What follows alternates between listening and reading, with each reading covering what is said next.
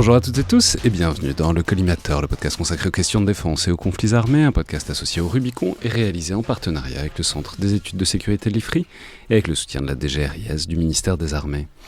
Je suis Alexandre Jublin et aujourd'hui pour parler des chars de combat, entre les questions qui se sont posées à leur sujet à la lumière de l'invasion à large échelle de l'Ukraine en 2022 et les perspectives de réarmement et de remontée en puissance massive sur ce segment, sur fond aussi d'interrogation pour quelques grands programmes qui concernent la France, j'ai le plaisir de recevoir à nouveau Léo Perriat-Peigné, chercheur au Centre des études de sécurité de l'IFRI et auteur d'une étude qui sort ces jours-ci sur les chars de combat. Rappelez-moi le titre, parce que quand j'ai eu la version originale, il n'y avait pas encore de titre. Chars de combat, obsolescence ou renaissance. De toute façon, je mettrai évidemment le lien et le titre dans la description de cet épisode. Donc bonjour, bienvenue à nouveau dans le Collimateur, évidemment. Alors j'ai commencé à le dire, je pense qu'on peut dire qu'on est quand même coincé dans un moment un peu schizophrène au sujet du char, parce qu'on est un peu bloqué entre tous les commentaires qui ont pu être faits dans la foulée de l'invasion russe sur la fin ou l'obsolescence du char de combat face aux drones, face aux missiles anti-chars, etc. Y compris à ce micro d'ailleurs, il faut le dire, on avait fait une émission courant 2022 sur le sujet, je me souviens, c'était avec Yoann Michel et Michael Shurkin pour se poser cette question. Je pense d'ailleurs qu'on n'avait pas dit trop de conneries, qu'on n'avait pas du tout prophétisé la fin du char, bien au contraire, mais enfin la question se posait à l'époque d'ailleurs plutôt par rapport aux missiles Javelin que par rapport aux drones. Et on ne peut pas dire que ce soit fini, parce qu'il y a le même genre d'interrogation, en tout cas de domaine d'interrogation à l'heure actuelle, puisqu'il y a toujours là une démécanisation des offensives de part et d'autre, notamment côté russe, face aux drones et pas seulement, etc. Et puis de l'autre côté, il y a un autre élément qui est le fait que tout le monde cherche manifestement à se reblinder, c'est le cas de le dire, et à acheter des chars assez frénétiquement en sortant de la parenthèse post-guerre froide de contraction massive des arsenaux de chars de combat, sans d'ailleurs toujours savoir comment faire, comment les produire ou à qui les acheter. On y reviendra évidemment largement. Mais donc il y a deux analyses possibles. Soit ça n'est pas vraiment ce qui se passe en Ukraine, l'inutilité manifeste du char que certains voudraient voir, soit autre option possible, c'est qu'on ne sait pas quoi faire d'autre pour remonter en puissance dans le combat terrestre. Les deux sont intellectuellement valables, vous penchez, je peux le dire tout de suite, plutôt pour la première option. Mais donc on va commencer par parler de l'Ukraine et de ce rétexte que vous en faites, de ce combat de chars en Ukraine, si ça vous va. Et pour en parler un peu intelligemment et donner à ce combat blindé la place qu'il doit avoir, il faut peut-être commencer par parler de l'importance opérationnelle et symbolique aussi du char dans la pensée militaire soviétique et post-soviétique, dont les deux belligérants sont issus. En gros, si on a tant remarqué les échecs du combat blindé, c'est aussi qu'à la base, c'était quand même une partie assez intrinsèque et assez centrale du plan, notamment du plan russe. Exactement. Si on reprend en fait les chiffres des pertes ukrainiennes et russes en chars au début de la guerre, on est tout de suite frappé par le volume. Pour rappel, la France, à l'heure actuelle, a un effectif théorique de 200 chars. Ce chiffre-là, il est atteint en termes de pertes avant même la fin du mois de mars 2022, si vous voulez. Mais ça s'explique en partie aussi parce que, comme vous dites, le char, c'est un outil, un pion tactique vraiment de base pour les Ukrainiens, mais encore plus pour les Russes, malgré les évolutions, et ce, depuis peut-être les années 30, voire même un petit peu avant, avec vraiment une capitalisation sur la capacité de choc, de percée, de mobilité du char, qui est vu comme un consommable un peu plus solide que les autres, mais un consommable quand même à la soviétique, qui est omniprésent et qui sert absolument à tout.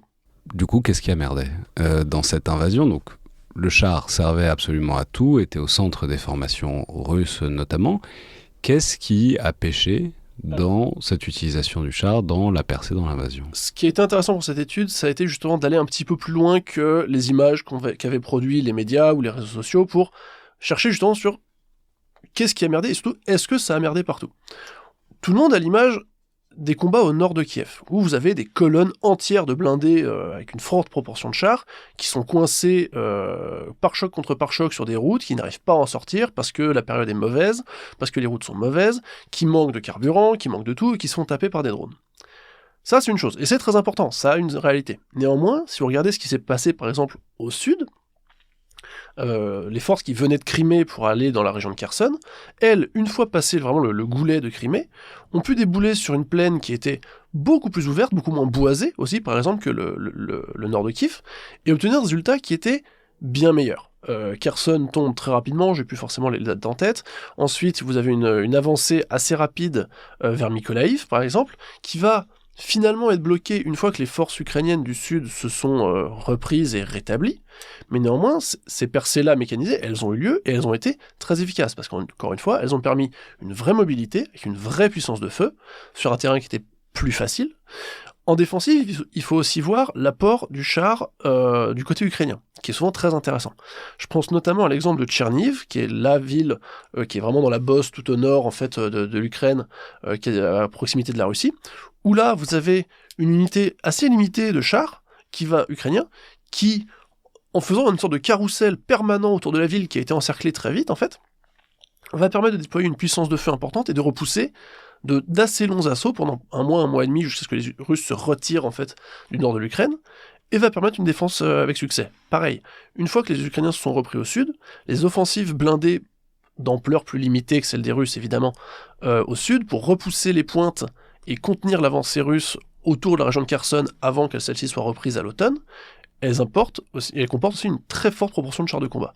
Donc vous avez les pertes qui sont très visuelles, qui sont rendues d'autant plus visuelles que l'utilisation des drones va permettre de produire un grand nombre d'images, des images qui seront utilisées par les deux camps pour montrer leur progrès ou leur efficacité. Vous avez ces nombreuses images des javelins aussi, qui sont très importantes, où on voit ces espèces de boules de feu qui partent très haut puis qui piquent, et qui envoient en fait les tourelles très haut en l'air, qui ont aussi été une image assez constante. Ça fait bouchon de champagne, mais ça renvoie aussi à une caractéristique architecturale des chars russes qui ont les munitions à un endroit... Sous la tourelle. Sous la tourelle, mais j'allais dire pas judicieux, mais en même temps, pas protégé. Oui, c'est assez judicieux aussi au sens où ça évite des souffrances inutiles à l'équipage quand c'est tapé. Non, mais c'est vrai, hein, on devient brouillé lumière assez rapidement mais le fait est que ça fait donc des bouchons de champagne assez cinématographiques. Pour revenir très vite sur quelque chose qui a été beaucoup commenté, c'est un choix soviétique qui remonte vraiment au début de la guerre froide, où on a un choix de faire des chars qui sont compacts, donc on va utiliser un espace qui est souvent moins utilisé dans les chars occidentaux, à savoir vraiment le puits sous la tourelle, là où les occidentaux vont avoir plutôt tendance à mettre leurs munitions en nuque de la tourelle, donc à l'extérieur, où elles sont vulnérables aussi, mais de plus en plus elles sont dans un compartiment à part, ce qui fait que si elles explosent, les panneaux blindés vont avoir tendance à sauter vers le haut et à tenter de préserver la vie de l'équipage. On a vu quelques chars occidentaux envoyés en Ukraine qui ont perdu leur tourelle, mais on en a vu comparativement en fait vraiment beaucoup moins. Ça c'est une réalité. Maintenant, il faut aussi voir l'efficacité de ces systèmes-là. Les missiles anti-chars, donc le Javelin, comme le TB2 au début de la guerre, sont devenus des symboles de la résistance ukrainienne. Vous avez eu des chansons réalisées par les Ukrainiens dessus, ils étaient assez présents dans l'imagerie. Je pense que je les ai tellement passés dans le podcast, oui. Donc on va s'épargner ça une fois plus. On va se l'épargner parce que ça a évolué. Déjà, bon, on fait pas un dessin, mais les TB2 sont sortis du champ de bataille assez vite, une fois que les bulles anti-aériennes russes s'étaient replacées. Mais même les javelins, ce qui a été très intéressant de constater en lisant notamment certaines études du RUSI, de Jack Watling, même les javelins, qui sont donc des missiles à verrouillage infrarouge... Le RUSI, c'est un think tank britannique. Même ces missiles-là ont perdu en efficacité à mesure que les Russes, qui sont évidemment loin d'être des idiots, s'adaptaient, tout simplement. En fait, vous avez différentes missions. Vous avez des Russes qui vont s'adapter soit en faisant des attaques, par exemple, au lever du jour ou au coucher du soleil, quand le soleil, en fait, est assez bas sur l'horizon et peut permettre de servir de leurre, en fait, tout simplement, au verrouillage des javelins, ou tout simplement en adaptant leur véhicule, qui va être une constante dans ce domaine-là, en les recouvrant, par exemple, d'un matériau qui limite leur rayonnement calorique, ou en faisant des extensions, par exemple, de tuyaux d'échappement, pour, en fait, que le javelin se bloque au mauvais endroit, en fait, tout simplement. Et on voit l'efficacité de tous ces missiles, le Javelin étant qu'un représentant, qui décroît au fur et à mesure du temps et qui améliore la survivabilité des chars. Ouais, juste pour revenir sur un truc que vous avez dit, donc il y a ce biais de l'image, qui est un biais aussi extrêmement important, parce que, vous le relevez, ça a déjà été dit à plein d'endroits, notamment à ce micro, que en vrai ça fait un biais de sélection énorme, qui est qu'on voit souvent un drone qui déglingue un char. En vérité, c'est rarement la totalité de l'histoire. C'est quand un drone déglingue un char, c'est soit qu'il y en a eu 20 avant qui l'ont déjà bien endommagé pour qu'il arrive, soit c'est multifactoriel, le char a déjà sauté sur une mine ou s'est déjà pris un missile de quelque chose, ou plus probablement d'ailleurs un obus d'artillerie. En gros, le fait qu'on est au temps du rétex et de l'appréhension de conflit passe par l'image et par des shorts et par des trucs qui sont très très montés, fait qu'on a l'impression que ce qui est le coup de grâce est l'intégralité du travail de SAP. Exactement. En fait, c'est cette multiplication des flux vidéo pendant la guerre, pour notre travail, je pense, c'est une bénédiction et une malédiction, très clairement. C'est une bénédiction parce que je pense que il n'a jamais été aussi facile de faire un suivi le plus précis possible des pertes. en matériel. Ça, c'est une évidence. Vous avez le site que tout le monde connaît maintenant, Oryx, qui fait un décompte en sourçant le plus possible les pertes qui sont identifiées, sachant qu'il a aussi, par exemple, une grosse proportion de chars inconnus qui n'arrivent pas à identifier, mais qui sont quand même comptabilisés. Vous en avez d'autres qui ont des méthodologies plus conservatrices, comme Warspotting, qui montrent quand même des variations de 15 à 20% selon les items, mais ça, c'était pas possible de le faire avant. C'était pas possible de le faire pendant la guerre du Golfe, vous deviez vous appuyer sur ce que vous en disaient les armées. Et de ce point de vue-là, c'est extrêmement intéressant. Mais effectivement, c'est aussi une malédiction parce qu'on a cette tendance à n'avoir que ce qu'on veut bien nous donner, encore une fois. À savoir, le dernier footage, celui où le char va exploser après la frappe. Avec notamment le développement du drone qui filme, du drone caméraman et du drone qui va frapper. Or, le drone, dont l'usage se développe vraiment au fur et à mesure du temps. Hein. En 2022, fin 2022, les Ukrainiens vont consommer 10 000 drones par mois, 100 000 en 2023 et 2024, et aujourd'hui on a dépassé les 300 000 en mensuel, en termes de drones vraiment kamikazes, de petits FPV.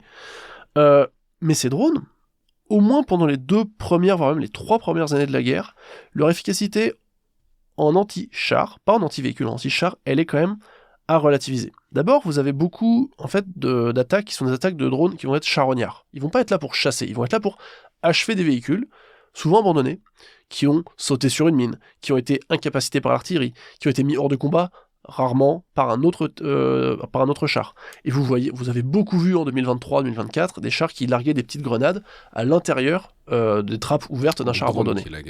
Oui, des drones, pardon. Vous avez aussi l'idée que, vous avez dit que aujourd'hui, les chars qui ont été les plus adaptés au champ de bataille, c'est ce qu'on appelle les chars granges ou les chars tortues, qui sont recouverts d'une structure métallique de plus en plus imposante, parfois avec des pics de baramine en fait, qui permettent de faire détonner le drone plus loin.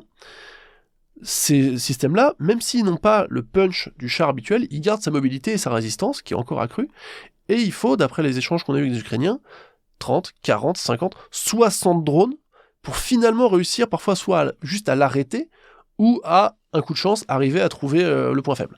Vous avez quelques images qui nous restent de drones qui arrivent par exemple à intercepter un char à pleine vitesse sur une route. Ça reste extrêmement rare. C'est une partie de chance, en partie, et je pense que c'est vraiment important de se rendre compte, parce que le char, malgré sa vulnérabilité, reste bien plus solide que tellement d'autres véhicules sur le champ de bataille, voire même que la quasi-totalité.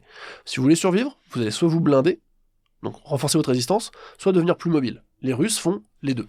On voit des assauts sur Pokrovsk qui sont faits à la Mad Max avec des véhicules civils et des motos.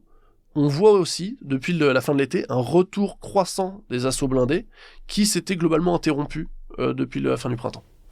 Faut rappeler, le truc c'est toujours, il y a un compromis entre 3 trucs, c'est la puissance de feu, la mobilité et le blindage, dont le char était ou est un compromis qui est un peu paroxystique, qui a fait consensus pendant un certain temps. Le fait est qu'il faut quand même ces 3 dimensions, il faut trouver un mix entre ces 3 dimensions pour gagner un avantage. Le char en est un, tant qu'on n'a pas trouvé mieux, ou en tout cas une alliance de ces 3 composantes meilleure, ça va être compliqué de le remplacer. Mais alors justement, on peut parler de ces adaptations, vous avez commencé à en parler.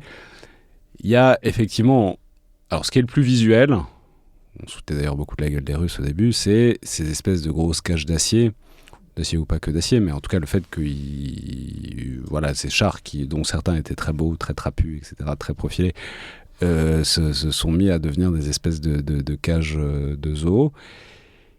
Le truc, c'est que le darwinisme militaire existe. Si ça existe, c'est que ça marche, quoi. Exactement. Si c'est encore là 6 mois après, c'est que ça fonctionne. Si c'est copié par d'autres, c'est que ça fonctionne. Les cope cages, comme on les appelait au début, effectivement, ça avait soulevé beaucoup de sourcils.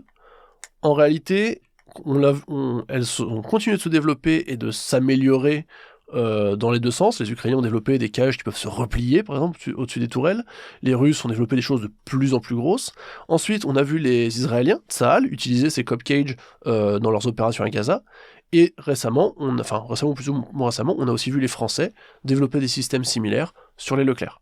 Donc ça, l'œil goguenard du début de la guerre, il a dû évoluer parce qu'en fait, c'est devenu indispensable. Il est devenu assez rare de voir des chars qui n'ont pas au moins une structure minimale de ce type-là, et les chars qui en sont quasiment complètement recouverts, quand bien même ils ne sont pas forcément utilisés comme des chars en tant que tels, mais plutôt comme des transports de troupes, sont devenus extrêmement utiles. Il faut aussi comprendre que, outre même cette capacité à se protéger, la capacité du char à la modularité, à pouvoir emporter des modules notamment de déminage, des fléaux par exemple, ou des espèces de bêches de déminage. Les fléaux, c'est donc des trucs qui tournent devant, les bêches, c'est des trucs qui vont soulever la terre et pousser les mines sur le côté en fait. Tous les véhicules blindés, même soviétiques, ne peuvent pas utiliser ce genre de système. C'est très lourd, ça demande en fait une puissance moteur qui est importante. Le char est, encore une fois, la bête de somme qui va permettre cette utilisation. Et il n'est pas rare que vous voyez aujourd'hui des chars qui sont recouverts de ces cages, de ces granges, de ces tortues, que sais-je, avec un fléau. Dans la superstructure, vous allez dissimuler parfois une dizaine, une vingtaine de soldats qui sont destinés à débarquer une fois arrivés au plus près du front, si vous voulez. Donc on a vraiment ce retour à le char dans une logique de tranchée qui va permettre d'accompagner l'infanterie au plus près de la tranchée adverse pour essayer de la prendre. On voit beaucoup de ces chars-là se faire détruire, mais mine de rien, toujours est-il que d'une manière ou d'une autre, ça fonctionne. Sinon, ils n'auraient pas continué à le faire. Avec une autre adaptation qui est quand même peut-être encore plus marquante et qui est encore plus problématique parce que ça force à repenser profondément les catégories, c'est l'utilisation du char pour faire du tir indirect, qui est absolument massive de part et d'autre. Donc tir indirect, c'est juste on vise pas directement, on fait un tir en cloche. Ce qui... un char n'est pas fait pour, enfin en tout cas par rapport à un modèle qui est une pièce d'artillerie, qui est réellement fait pour et qui donc a une précision particulière pour ce genre d'emploi. Un char est a priori plutôt fait pour du tir tendu, c'est là qu'on a de très loin les meilleures performances en termes de tir. Le truc c'est que c'est ça la haute intensité en fait, c'est on utilise ce qu'on a de la manière qu'on peut et de la manière la plus efficace pour produire un effet militaire efficace. C'est certain que c'est pas l'emploi manuel le plus recommandé pour avoir les meilleures performances de sortie d'usine. Après, c'est la vie et c'est un conflit existentiel, etc., où les deux belligérants n'ont pas des stocks infinis. On est parfois obligé de différer un peu de l'emploi théorique, quoi. Alors, il y a beaucoup de choses là-dessus et ça a été un des aspects les plus intéressants de la note parce que c'est un élément que je trouve personnellement, on voyait assez peu dans nos échanges avec les armées occidentales et qu'on voyait pas toujours dans les retours de terrain, notamment français. Mais ça, vous en parlez à un militaire occidental, que ce soit un cavalier ou un artilleur, les deux vous disent que c'est pas fait pour. Ça choque beaucoup la mentalité de l'officier qui a été formé à son métier, quoi. Exactement. J'ai eu la chance d'avoir dans mon bureau pendant 2 ans un officier de cavalerie légère français. Et quand je commence à lui... donc il m'a subi pendant 1 an pendant que je faisais cette note, le pauvre. Mais quand je commence à lui dire « Mais toi, t'as été formé à faire du tir indirect, genre ça te parle ?» Il me dit « Non, c'est pas mon métier. Moi, je suis cavalier. » Mais c'est là que aller voir les vieux Shibani qui traînent encore dans les armées, dans les champs de tir, c'est intéressant. Parce qu'eux, ils ont été formés sur d'autres systèmes. Et en fait, si, ça faisait partie de son métier, sur la génération précédente. Sur l'AMX-30, qui est donc le prédécesseur du Leclerc, la fonction de tir indirect était intégrée. Et elle faisait partie de la formation. On avait cette idée qu'on allait faire un peloton de chars qui allait s'approcher, faire un tir indirect de barrage pour écraser une fortification ou empêcher un assaut, que ça, avec des obus explosifs, vider en fait les munitions immédiatement disponibles et se retirer. Ça faisait partie de cette formation-là. On l'a perdu à partir du Leclerc et même du Léopard 2 par exemple.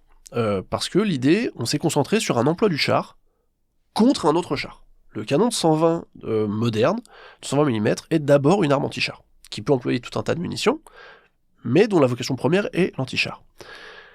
Et l'ajout des chargeurs automatiques, notamment sur le Leclerc, j'ai pas réussi à avoir une réponse très précise, parce que les résultats étaient contradictoires, mais vous avez des articles qui disent on peut faire un tir indirect en Leclerc, mais c'est en mode vraiment dégradé. Ça n'a pas été pensé pour, nous ne sommes pas formés pour. Les tankistes français ne sont pas formés pour ce truc-là, alors que leurs prédécesseurs l'étaient sur les générations précédentes. Du côté russe, c'est vraiment le contraire. Évidemment, les Russes ne pensent pas leur char comme une pièce d'artillerie. Néanmoins, la possibilité de faire un tir indirect en levant le canon est intégrée dans la plupart des cas. Sur du T-55 au T-90... Parce qu'on peut préciser, c'est quand même un savoir-faire, enfin, c'est pas il ne s'agit pas que de lever le canon. C'est aussi, il faut tenir en compte la vitesse de déplacement, l'angle, etc. Il faut rajouter des calculateurs pour avoir une sorte de, si c'est possible, pour avoir une sorte de précision maximale. C'est pas juste on met le débattement maximum et on voit ce qui se passe. Il y a tout un savoir-faire et donc une formation qui ne s'apprend pas. Et globalement, ça venait dans une idée où vous n'allez pas le faire seul, vous allez le faire à plusieurs chars, vous ne cherchez pas un effet de précision parce que votre canon il n'est pas fait pour, vous allez chercher plutôt un effet de saturation pour soutenir une unité par exemple. Ça faisait partie de la formation théorique des tankistes soviétiques et russes, et vraiment en théorie ukrainien, mais apparemment c'était vraiment devenu très optionnel avant 2014, par manque en fait de système et de capacité à le faire. Mais les Ukrainiens qui manquaient profondément en fait d'artillerie et de munitions d'artillerie ont remis ça au goût du jour avant même 2022. La pratique du tir indirect en char, elle est revenue avant 2022. Ça a commencé à s'intensifier en 2016, par exemple, et à partir de 2017, alors qu'ils faisaient d'abord ça à la table, hein, vraiment à l'ancienne, ils ont commencé à développer... À la table, donc c'est une table de correspondance avec un angle, une puissance, etc. Une table de calcul, vous avez une portée approximative. Voilà. Avec des systèmes à l'ukrainienne, notamment des petits calculateurs balistiques, qui s'appellent Armor, et qui ont ensuite eu d'autres noms, qui servent en fait à accélérer le tir indirect. Les témoignages que j'ai eus me disent un équipage qui a un calculateur, qui est bien renseigné, qui est correctement entraîné, il peut faire un tir indirect assez précis, jusqu'à 12 km, en moins de 2 minutes, globalement, entre le moment où on lui demande et le moment où l'obus arrive, si vous voulez, où l'obus part. Pourquoi ça se généralise aussi après 2022 ? Il y a toujours ce manque d'obus d'artillerie, qui est tout à fait prégnant, mais il y a aussi la présence croissante des drones, qui en fait va obliger à chercher à s'éloigner de plus en plus du front pour s'éloigner ce qu'ils appellent une kill zone complètement saturée de drones qui ne fait que s'étendre. Quand on est revenu d'Ukraine l'an dernier, on est passé par ce bureau-là, on nous disait que la kill zone elle était entre 3 et 4 km. Aujourd'hui, selon les interlocuteurs, elle va de 5, 6, 7, 8 km où là vous avez vraiment du mal en fait à sortir la tête sans vous en prendre une. Et qui rend en fait les assauts blindés extrêmement difficile parce que vous avez du mal en fait à vous regrouper pour faire un assaut. Donc le tir indirect est vraiment un emploi. Vous avez des chars, plutôt que de les laisser de côté parce que de toute façon vous ne pouvez pas les utiliser pour leur mission principale, vous allez les utiliser pour une mission secondaire, mais qui a une importance croissante. En Europe, en France, en Allemagne, pour le programme Main Ground Combat System, le successeur du Leclerc et du Léopard 2,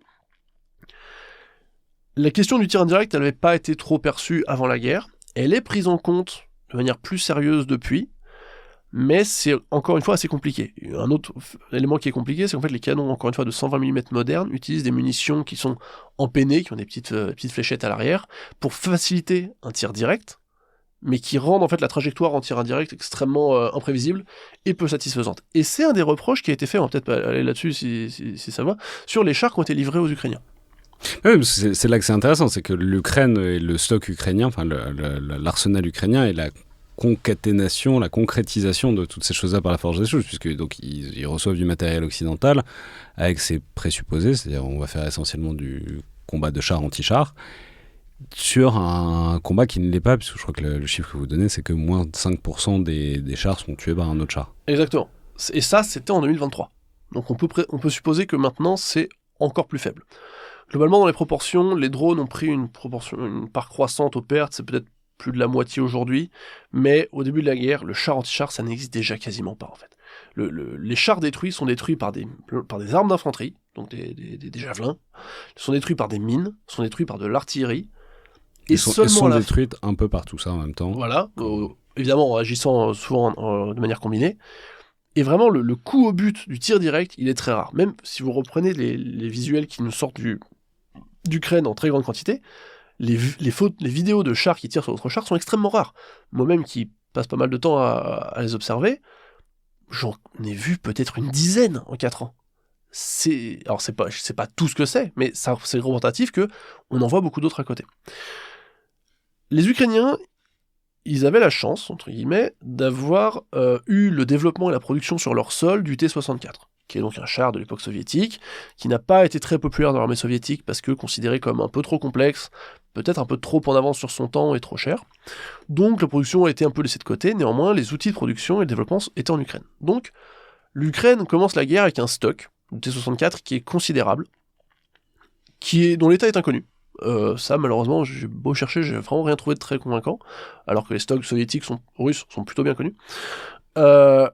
Mais toujours est-il qu'ils continuent d'en retaper. L'an dernier, quand on était à Kiev, on nous a expliqué qu'ils avaient à peu près retapé la moitié de leur stock. Comprendre, c'est peut-être la moitié des pièces existantes, mais c'est aussi la meilleure moitié, entre guillemets. C'est la moitié la plus facile à retaper. Donc ce qui restait, ça va être de plus en plus complexe et de plus en plus cher. On voit depuis cet été quelques alertes qui viennent du côté ukrainien en disant là, ça va commencer à être chaud. On a de moins en moins de chars. Alors d'un côté, il est moins essentiel qu'avant, parce que c'est pas l'outil maître, mais il garde une vraie utilité. Arrivent les chars occidentaux. Donc on va parler des vrais chars, pas de ce qu'a envoyé la France. C'est un petit taquet pour la MX-10 RC, donc roue canon, etc. Qui, on n'est pas obligé de se relancer dans les débats infinis sur savoir si c'est un char, pas un char. Bon, en tout cas, c'est un véhicule blindé avec un canon, mais des roues. Voilà. Et qui est a priori plutôt fait pour passer par. Bref, on a déjà parlé plein de fois de la MX-10 RC, on va pas recommencer. Les Ukrainiens ne le considèrent pas comme un char. On leur a vendu comme, ils ne le considèrent pas comme. Pour être très simple. En même temps, vu qu'ils n'utilisent pas les chars comme des chars non plus, le problème, c'est que la MX-RC ne peut même pas faire du tir indirect crédible, parce qu'en fait, il utilise une munition, certes de 105 mm, mais qui est raccourcie pour que la culasse rentre dans la tourelle, et donc, il peut pas lever son canon beaucoup, mais en plus, l'obus est tellement petit qu'il a très peu d'explosifs, et en tir indirect, il est même pas très satisfaisant. Bref, parlons des vrais chars. Globalement, qu'est-ce qu'ils ont reçu ? Ils ont commencé par recevoir des Challenger 2, britanniques, très lourds. Canon de 120 mm, spécifique, rayé, pas lisse, comme la plupart des autres, donc des contraintes particulières, surtout un char particulièrement lourd. Ils ont reçu ensuite des Léopard 2, de différents types, retapés plus ou moins bien, plus ou moins vite, par l'industrie allemande, qui venait d'un peu toute l'Europe, notamment des chars espagnols qui n'étaient pas forcément en super état, mais voilà, qui étaient toujours, faut de mieux, mais mieux que rien, hein, on y revient assez souvent. Et enfin, ils ont reçu des Abrams. Des Abrams qui, chose intéressante, là les Ukrainiens se plaignaient en disant on a reçu une trentaine d'Abrams avec des munitions exclusivement anti-chars. Donc d'une utilité qui est très limitée. Parce que vous n'avez pas les cibles adaptées à ce type de munitions.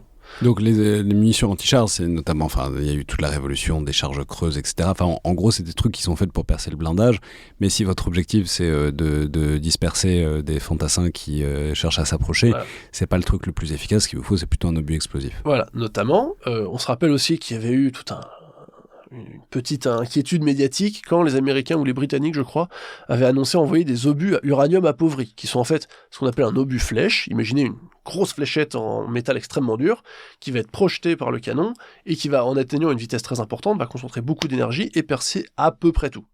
Alors on nous demandait si c'était des armes nucléaires. Non, bon, il a fallu faire un peu de pédagogie, mais en fait ça, en Ukraine, c'est pas utile. Les Ukrainiens, ils disaient, mais ça c'est bien, hein, mais s'il y a un char en face, mais il n'y en a pas. Ou alors s'il y en a, on a d'autres moyens de les traiter. Avec le temps, s'est développée aussi une autre mécanique qui est très intéressante parce qu'elle a donné des résultats intéressants. Les Léopard 1, donc la génération précédente de Léopard 2, un char beaucoup plus rustique, beaucoup plus simple, beaucoup moins bien protégé aussi, avec un canon de 105 mm. Or, comme on leur en a envoyé plus d'une centaine, contre généralement entre 50 et 60 pour les Léopard 2, 30 à 50 pour les Abrams et 14 pour les Challenger 2, et alors non seulement ils avaient un système qui était plus simple et plus facile à réparer, là où ils ont quand même beaucoup de mal à réparer proche du front les systèmes de génération suivante, un canon avec des munitions relativement disponibles, une suite de munitions explosives vraiment intéressante, et surtout un canon qui peut faire du tir indirect de manière satisfaisante. Et c'est là qu'on a vraiment eu des retours assez intéressants sur le matériel européen. Le Léopard 2, tous les tankistes avec qui j'en ai parlé m'ont dit c'est pas mal au sens où on est sûr de pas mourir directement si on prend un hit, parce qu'il est très bien blindé. Maintenant, il est très lourd. Sur un pays où les infrastructures ont été beaucoup frappées, ça devient compliqué. Et surtout, il est trop complexe.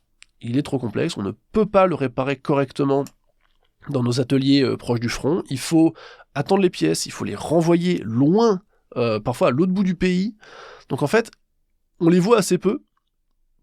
D'une part parce qu'il les garde, il les garde pour les opérations à haute valeur ajoutée, parce que c'est du très bon matériel percé, mais son environnement logistique, lui, il reste très complexe. Là où des chars plus simples, que ce soit tout ce qui a été envoyé comme chars soviétiques par les partenaires européens, hein, les Polonais ont envoyé 300 chars, et beaucoup de pays des Balkans en ont envoyé aussi, ou les Léopard 1 ont leur petit succès, parce qu'il y a cette idée que on n'a pas besoin de se former énormément dessus, on n'a pas besoin d'une chaîne logistique dédiée qui soit extrêmement exigeante, etc., etc.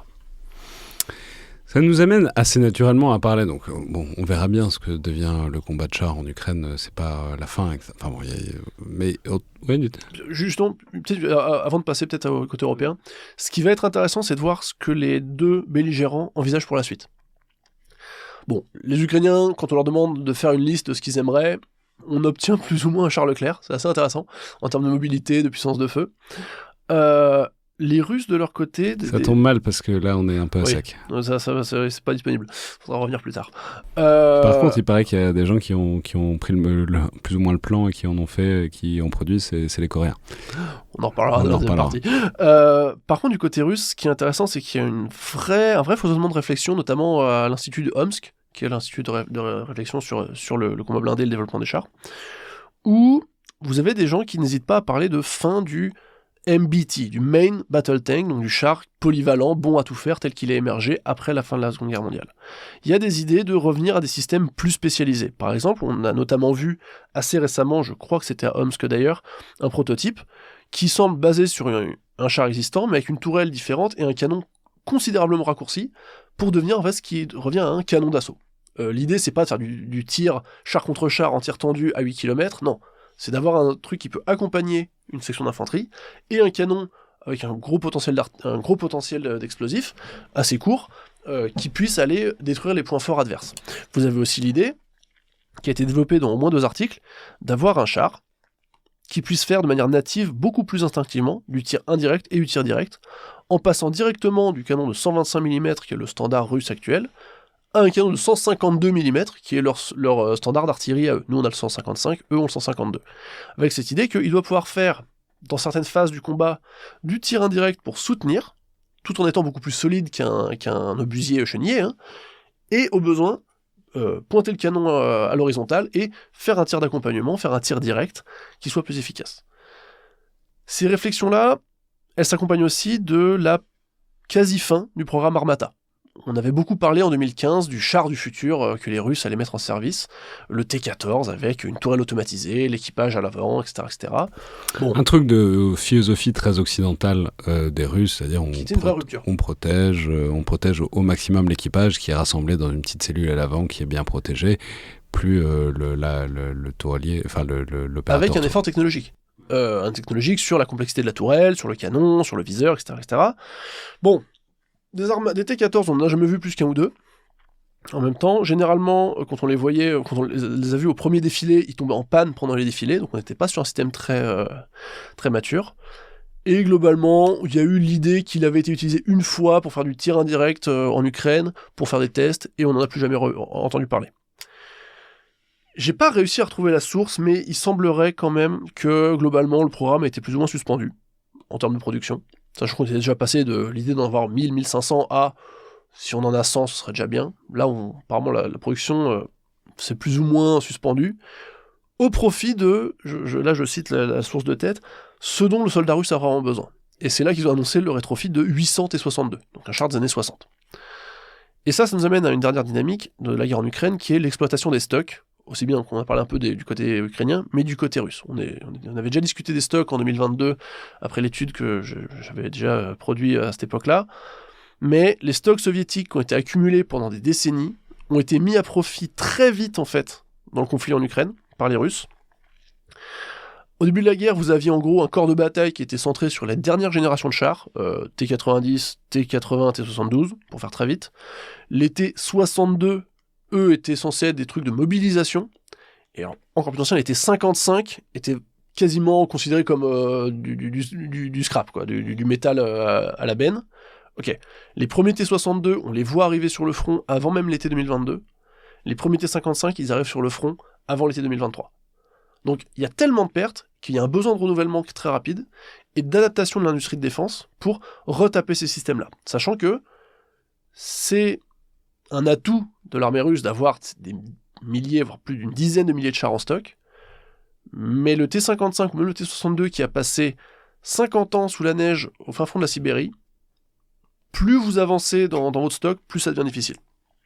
Et je vous invite à suivre notamment sur Twitter un compte qui s'appelle Jompy, Jompy, je crois, qui fait un suivi le plus précis possible des bases de stockage russes à ciel ouvert qui existent grâce à de l'imagerie satellite, et qui suit en fait, pas la décomposition, mais en fait la déplétion de ces bases au fur et à mesure, et on arrive aujourd'hui à des niveaux où certaines bases ont commencé à fermer, alors qu'elles avaient des milliers de blindés, d'artillerie ou de chars en stock, elles n'en ont plus. Et c'est une dynamique qui va être très intéressante pour les années qui viennent. On est encore sur une logique où l'industrie russe retape plus de chars et de blindés qu'elle n'en produit. Et il y a même l'idée de, on va peut-être pas faire le T-14, mais on va essayer de relancer la production de T-80, donc un type de char déjà assez ancien dans la production, je crois que ça a arrêté avant les années 2000, pour répondre aux besoins du front. Alors maintenant, si on en vient à... Enfin bon, on pourrait encore continuer, parce qu'il y a tout un mystère dont on a déjà parlé à ce micro avec Joseph Enrotin, de que font-ils de leurs chars, est-ce qu'ils sont en train de les stocker, est-ce que les Russes croient à nouveau à l'assaut blindé, est-ce qu'ils sont en train d'amasser des chars dans un coin où on les voit pas pour ensuite les relancer à un moment. Bon, il reste des mystères et des zones d'ombre, et de toute façon, la guerre décantera tout ça d'une manière ou d'une autre. Si on en revient un peu à nous, mais parce que face à ça, c'est face à ce spectacle extrêmement clairement que les pays européens ont changé de dynamique, ont inversé la courbe. Une courbe qui était quand même globalement une diminution vertigineuse des stocks de blindés et de chars, en particulier depuis la fin de la guerre froide. C'est quantitativement frappant, et c'était même substantiellement frappant, puisqu'il y a plein de pays qui soit ont arrêté les chars, soit se sont posé très sérieusement la question de les arrêter, y compris des pays comme la Grande-Bretagne ou la France, qui ont posé la question en tout cas. Et là, on commence à arriver à une période de sortie de ce calcul stratégique et à, voilà, en gros, alors vous travaillez notamment le cas de la France, parce que la France a des ambitions particulières de commander un corps d'armée autant, etc., mais en gros, malgré tout, ça va être difficile de se passer d'une remontée en puissance de la composante blindée si on veut être crédible face à la Russie et si on veut être crédible même entre nous, quoi. Dans toute l'étude, vous avez un grand nombre d'infographies que j'ai pris le temps de faire parce que je pense que c'était important d'avoir du visuel. Il y a des images aussi, il n'y a pas que du texte. Voilà, vous voyez peut-être 75 pages en ouvrant le papier, mais je vous assure qu'en fait, entre la mise en page et le texte, si on est à 50 pages, ce serait déjà beaucoup.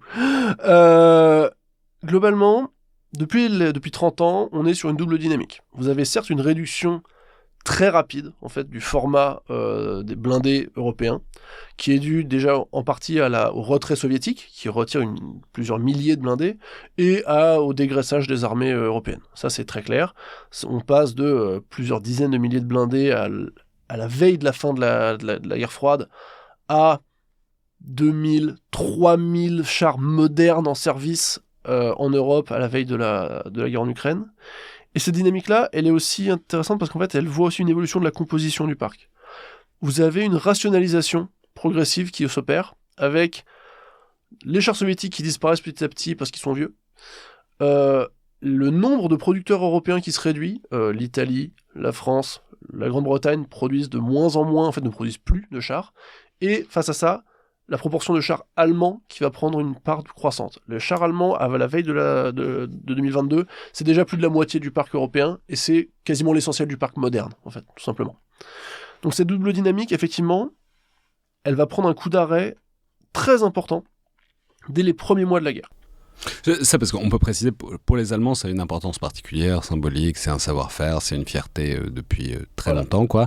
Et donc, il n'a jamais été question de rogner là-dessus. Il a toujours été clair que c'était leur sillon et qu'ils allaient continuer à le faire. Et la dynamique, pendant les années 80, Marc Chassian, à ce micro, on en a fait un très long épisode sur les chars, que je mettrai dans la description aussi. Il disait, en fait, c'est aussi ça qui explique l'échec du Leclerc. C'est qu'il y a eu un moment, après la fin de la guerre froide, où les Allemands ont balancé leurs léopards, tous les léopards qu'ils produisaient à prix relativement cassés, et du coup ça a un peu uniformisé, ça a pris le pas sur une grande partie des arsenaux européens. Ça et la seconde main. Important quand même de se rendre compte qu'on quitte aussi une époque où la plupart des chars qui sont achetés, quand il y en a des chars qui sont achetés, c'est de la seconde main. C'est des armées généralement ouest-européennes qui se séparent de leurs blindés, je pense notamment aux chars néerlandais qui sont, quand les Néerlandais ont abandonné le char, se sont retrouvés au Canada, qui les ont utilisés en Afghanistan, et en Finlande notamment. Le marché de la seconde main du char des années 2000, il est inondé par des Léopard 2. de différents types, alors que la production continue.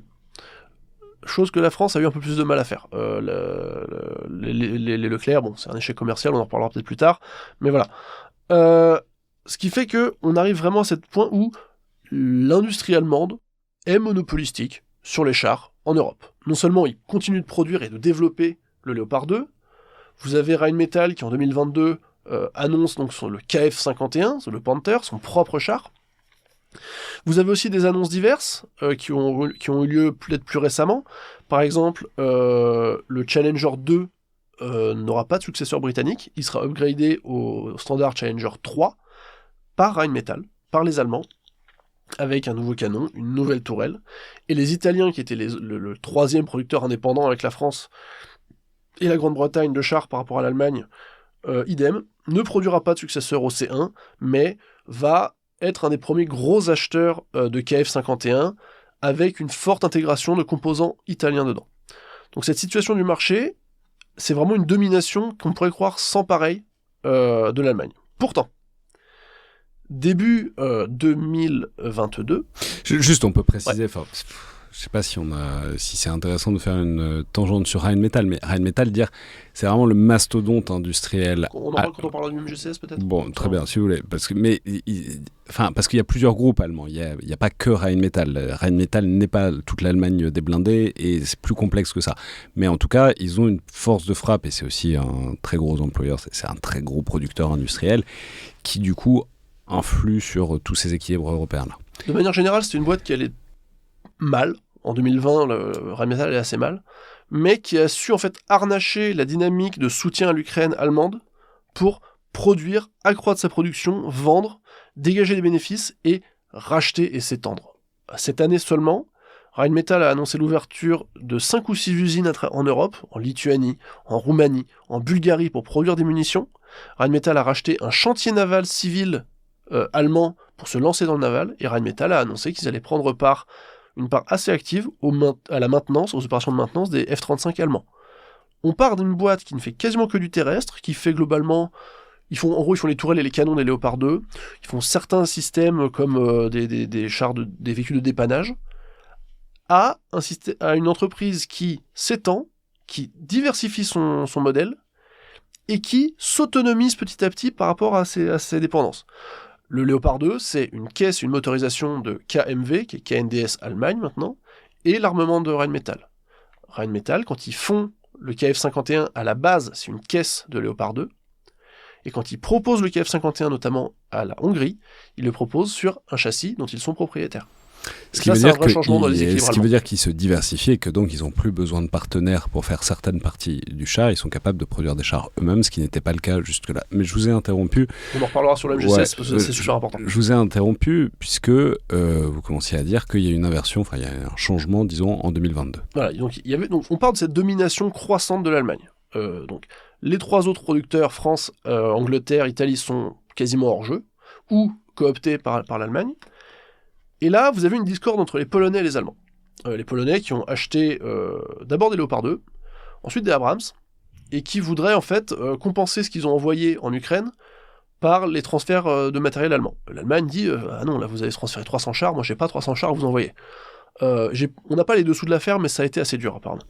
Résultat, les Polonais et les Allemands ayant un accord divers sur beaucoup de choses. À plein de niveaux. Traiter avec l'Allemagne, c'est aussi un enjeu de politique intérieure en Pologne, et c'est complexe de toute façon à la base, quoi. Exactement. Résultat, les Polonais vont se tourner vers un autre acteur, qui sera la Corée du Sud. Et là, ils vont passer à un accord cadre, dont il me semble qu'on avait déjà parlé pour qu'on en parlait de l'étude Pologne, de 1000 chars.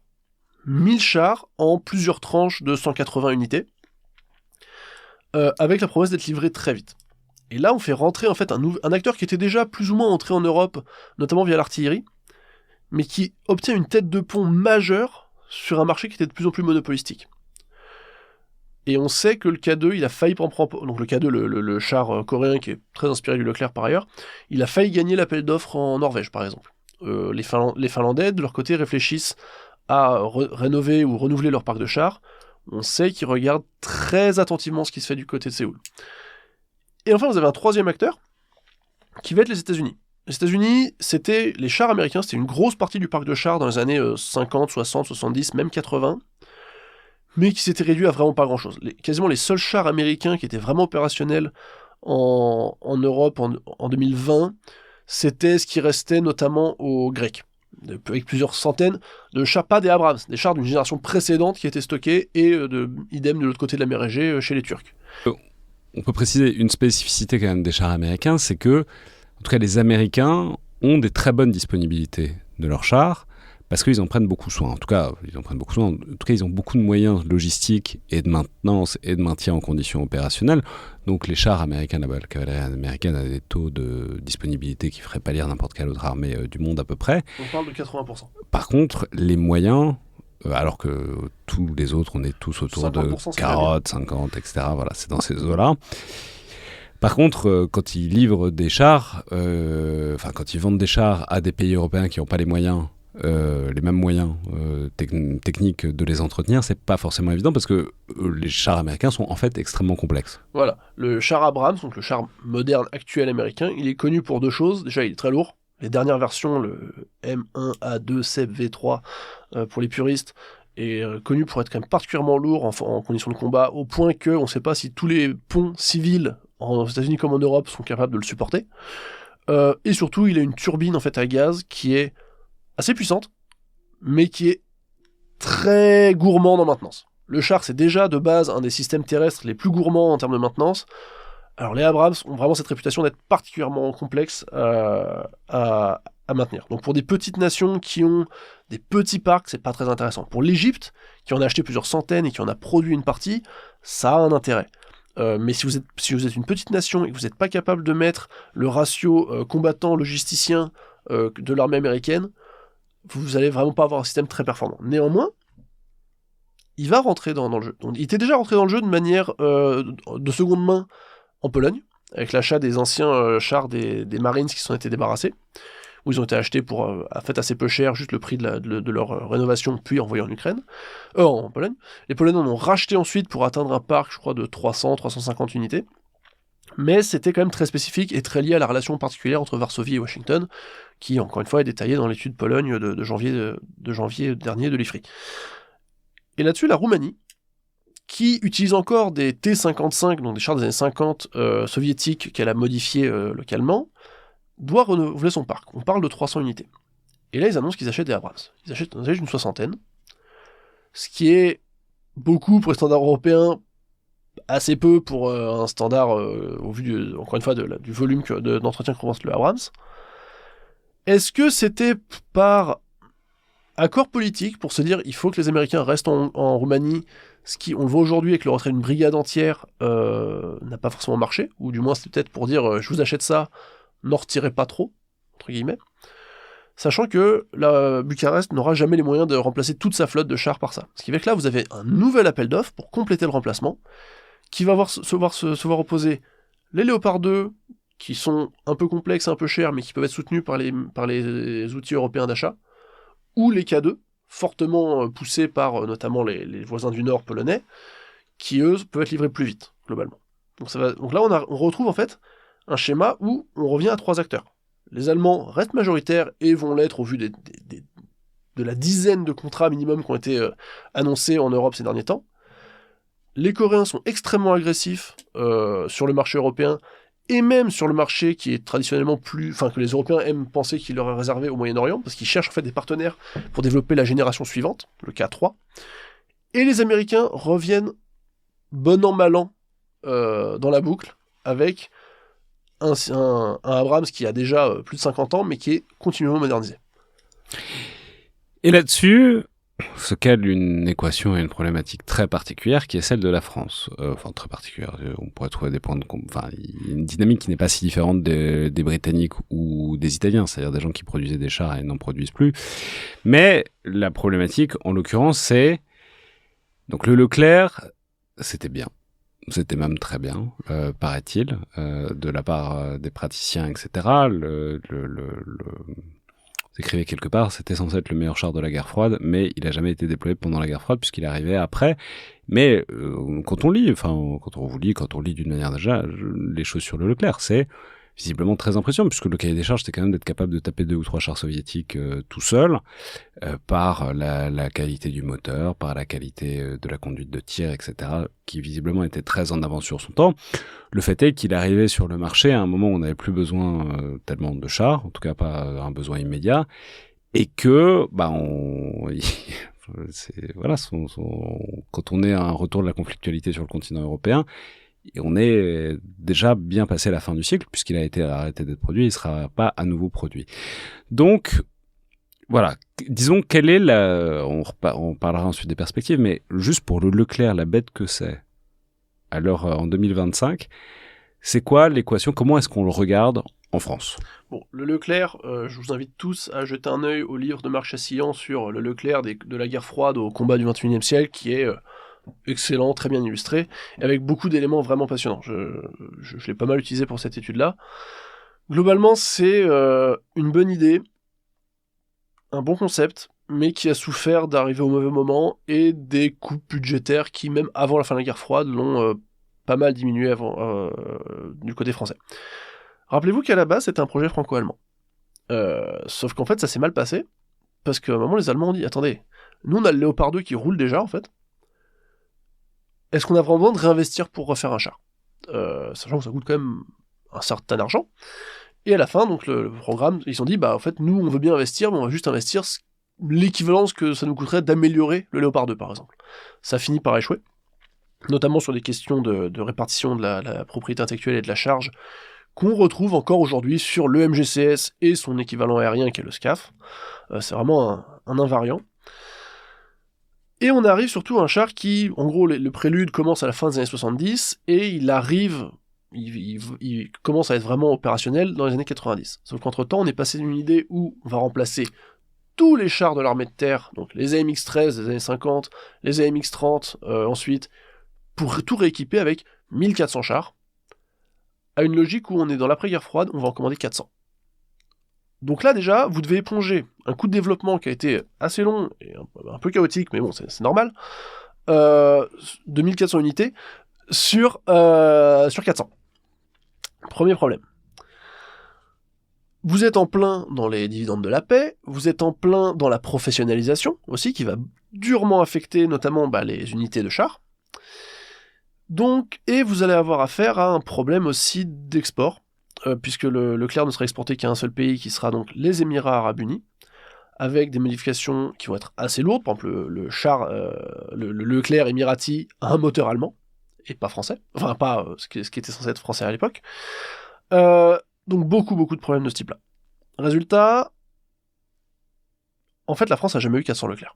Il n'y a jamais eu 400 Leclerc qui étaient opérationnels. Très vite, on va arriver sur l'idée que on va en stocker 200, et on va en garder 100, on va en garder 200, et on va réduire la taille en fait des escadrons ou des unités de chars en interne. Est-ce qu'il y a le double mérite de ne pas avoir besoin d'avoir tant de personnel pour les équiper et les entretenir, et en plus on peut la faire un peu à la soviétique, c'est 200 qu'on peut cannibaliser si besoin est pour. Et c'est la deuxième malédiction. Parce qu'en fait, on est sur encore une fois, le char est un des systèmes terrestres qui est le plus gourmand en maintenance, et on va faire le choix de renier en fait sur les achats de pièces détachées et les équipements de maintenance, parce que de toute manière, il y a cette idée que, de toute façon c'est des chars, ça va pas nous servir à grand chose, et qu'il faut économiser. Il y a la réforme des parcs, il y a la réforme générale des politiques publiques, il y a encore une fois la professionnalisation, les armées cherchent de l'argent là où elles peuvent. Résultat, on va stocker donc 200 chars, notamment à Saint-Astier et ailleurs, on va les prélever petit à petit, et la chaîne de production de pièces détachées, puisqu'elle n'est plus sollicitée, elle va s'arrêter. Il n'y a pas de mystère, il n'y a pas d'exportation, la production s'arrête en fait en 2008, la chaîne s'arrête, et meurt ou change. Par exemple Varstila, l'entreprise qui produisait les moteurs va être rachetée par un acteur finlandais, va arrêter de produire les moteurs et les turbocompresseurs du Leclerc, et ça en fait ça va avoir un impact direct sur la disponibilité des systèmes. Donc en théorie on a 200 chars, pour chaque char vous avez un moteur qui va être suralimenté en fait j'ai pas les termes qu'utilise Marc Chassillan qui a aidé à le concevoir, mais voilà, c'est l'idée. Chaque moteur développe une très grande puissance dès le départ, parce qu'il est couplé en fait à une turbine d'hélicoptère qui lui permet de le suralimenter. Sauf que un char, c'est un moteur, une turbine. Les 200 chars, et vous en cassez 5-6 par an. Et en 2020, on arrive à la fin du stock. Donc il y a non seulement le Covid qui, de ce que j'ai compris, a un peu mis le bazar, mais surtout vous arrivez à la fin du stock de pièces, pour certaines pièces, notamment liées au moteur. Et là, la disponibilité, elle va plonger. Elle va complètement s'effondrer. On va aller jusqu'à prélever, personne ne m'a démenti, donc j'estime que c'est vrai, la turbomachine qui était sur le Leclerc du musée de Saumur, voilà, pour essayer de faire de la disponibilité. On va trouver des moyens de ruser, d'une manière ou d'une autre, en arrêtant les Leclerc quand ils sont à l'arrêt, en les branchant à un groupe électrogène pour qu'ils puissent tirer à l'arrêt sans consommer leur moteur, pour économiser des heures moteur. Bref, on arrive vraiment à une situation où on a 50 à 60 Leclerc disponibles à un moment T, ce qui est très peu, donc une disponibilité de 25%, et qui fonctionne vraiment à l'économie en temps de paix, et sans perspective pour l'améliorer. Va y avoir une reprise petit à petit, notamment en demandant à un industriel de produire des turbomachines, ensuite, fonction qui va être reprise par le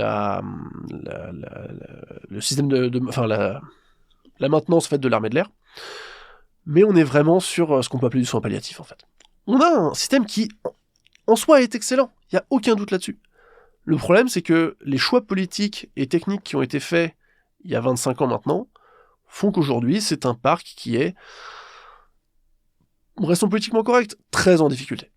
Et qui n'est pas en fait en mesure de fournir aux armées françaises le volume dont elles auraient besoin en cas d'engagement. Même en considérant que, de toute façon, on engagera des unités qui seront peut-être un fer de lance et pas le gros de la masse blindée. Et arrive la question du remplacement.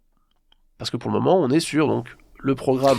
Parce que là, donc, on peut dire c'est le grand truc, parce que c'est l'Arlésienne, on en parle à chaque fois pour dire que c'est un problème, etc. Mais le MGCS, donc le futur char de combat, qui va être pensé différemment au sein d'un système de combat collaboratif qu'on connaît par Scorpion, etc., etc. C'est vraiment, ça va être une architecture complètement différente du char dans son environnement. Ça va pas être le char tout seul comme l'était le Leclerc, même s'il était déjà accompagné d'autres véhicules, mais c'était fondamentalement le char comme pion de base autosuffisant. Là, on va arriver vers une architecture quand même très différente. Mais dans tous les cas, même en étant optimiste, même si on l'avait été dès le début, il allait toujours y avoir un gap. Alors, le gap, dans le meilleur des cas, s'il y avait zéro guerre et toujours pas besoin de chars, bon, d'ailleurs, on aurait pu se demander si on allait faire le suivant, mais on pouvait espérer que le Leclerc modernisé, donc XLR, intégré dans le système de combat collaboratif, Scorpion, etc., pouvait un peu faire le tuilage. En vérité, là, on se rend bien compte que le tuilage, ça va pas être possible. On va pas attendre 15 ans un char avec en plus tous les retards prévisibles d'un programme d'armement, spécialement le genre où on s'engueule, comme le MGCS. Il y a un vrai souci très direct, donc il faut trouver une solution à supposer que le MGCS marche, qu'est-ce qu'on fait en attendant ? Alors, plusieurs problèmes. Le XLR, donc qui est le format, le standard du char qui est en train d'être implémenté, apporte des choses qui, pour l'essentiel, en fait, avaient été pensées dès le départ dans le développement du Leclerc, mais qui, faute de moyens, n'avaient pas été intégrées. Je pense notamment au Tourello téléopéré sur le toit de la tourelle. Donc déjà, on n'est pas vraiment sur prendre un coup d'avance, on est plutôt sur rattraper ce qui n'a pas été fait depuis 30 ans. Ça, globalement, des constats de ce type-là, vous avez le même chez les Britanniques et en Italie, où, en gros, ils ont tellement pas investi pendant 30 ans sur leur char que là, ils sont à faire des modernisations pour tenir le temps de trouver un remplacement. Avec par ailleurs un problème que vous soulignez, qui est que souvent beaucoup de ces modernisations sont faites sur un modèle et sur une analyse des besoins type OPEX, ouais. Donc pour se protéger contre les IED, etc. Bon, ça reste toujours utile de se protéger contre les IED, mais c'est ce qui n'est pas forcément la priorité du moment. Et typiquement, une des parties d'XLR, c'est d'avoir un brouilleur anti-IED. Bon, effectivement, si on regarde l'Ukraine, c'est pas la menace actuellement. Et renforcer un brouilleur anti-IED, c'est donc avoir un brouilleur qui fait que si quelqu'un veut déclencher un IED avec un téléphone portable de loin, on va faire une bulle de brouillage qui va faire que ça ne pourra pas marcher. Ça marche pas sur du filaire, mais passons. Mais surtout, il fallait renforcer le plancher.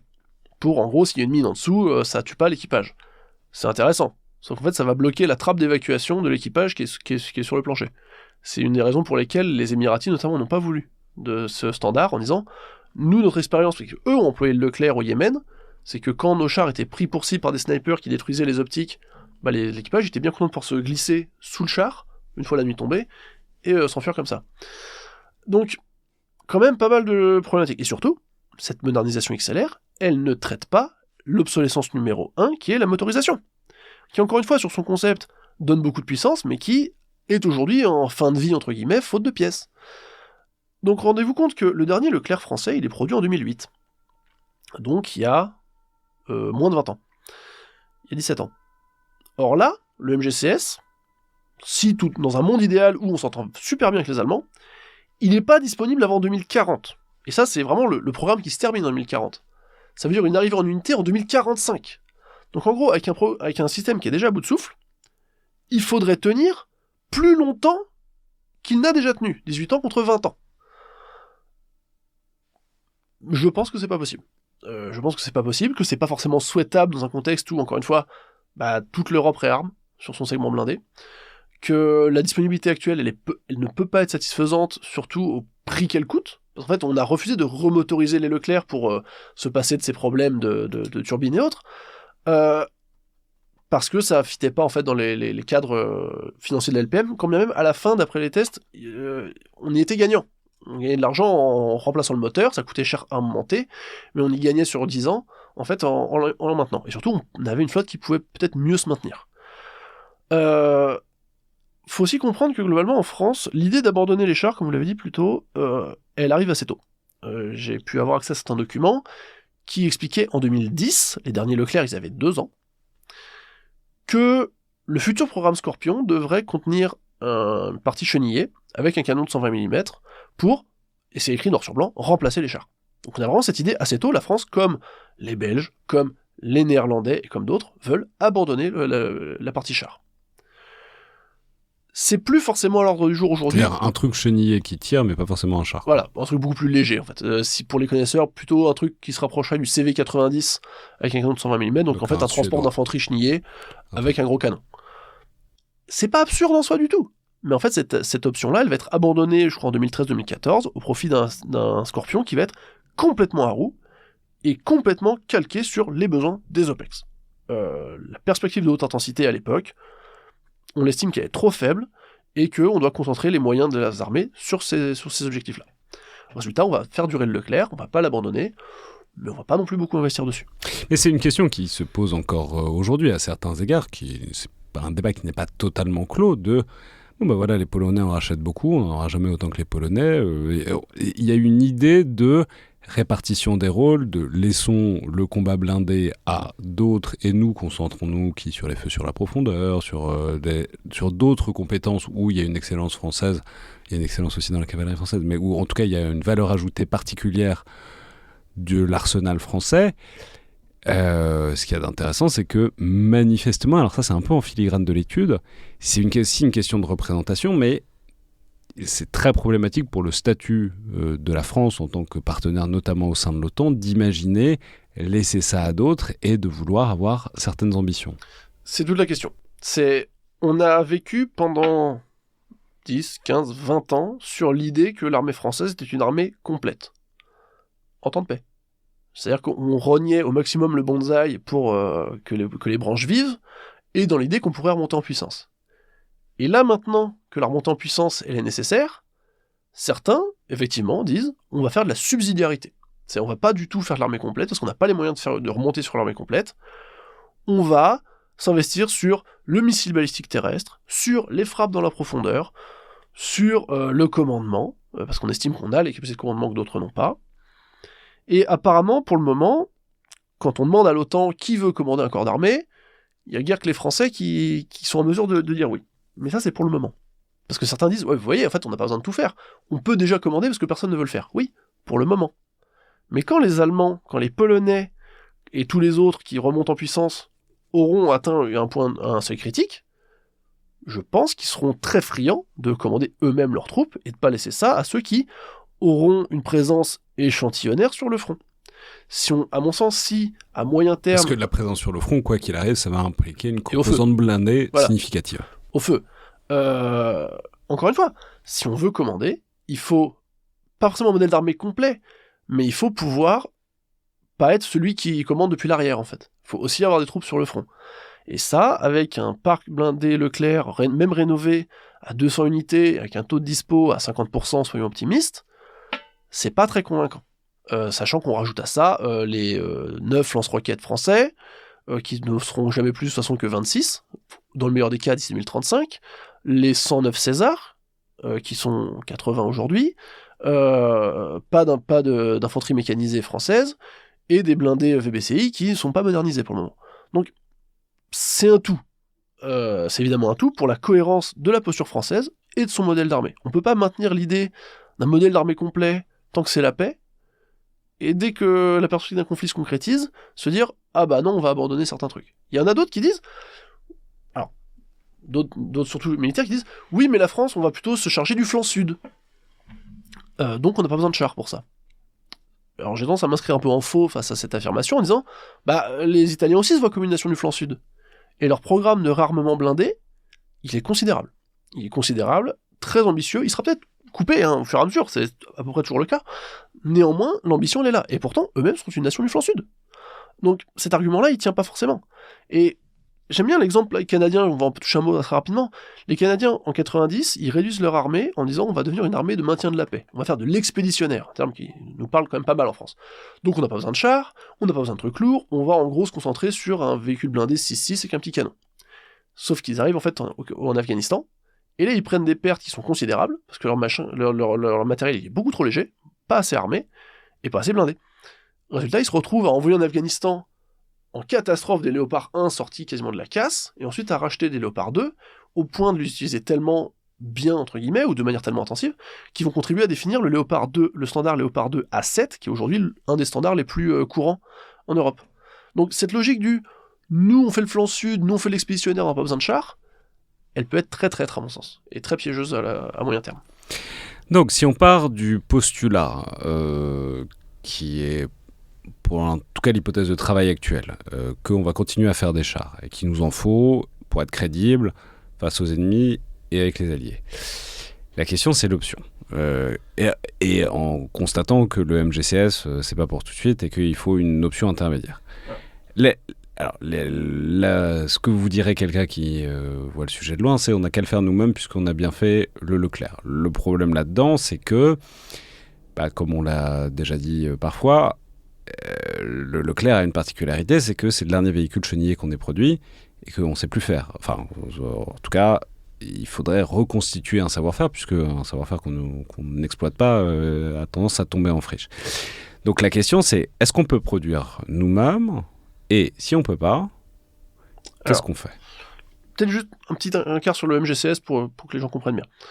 Le MGCS, donc le Main Ground Combat System, c'est un programme franco-allemand qui a été lancé en 2017 avec le traité d'Aix-la-Chapelle entre le président Macron et la chancelière Merkel, qui visait à exploiter la fusion en cours de Nexter, aujourd'hui KNDS France, et KMW, aujourd'hui KNDS Allemagne, en une seule entité qui serait KNDS, pour produire un char binational.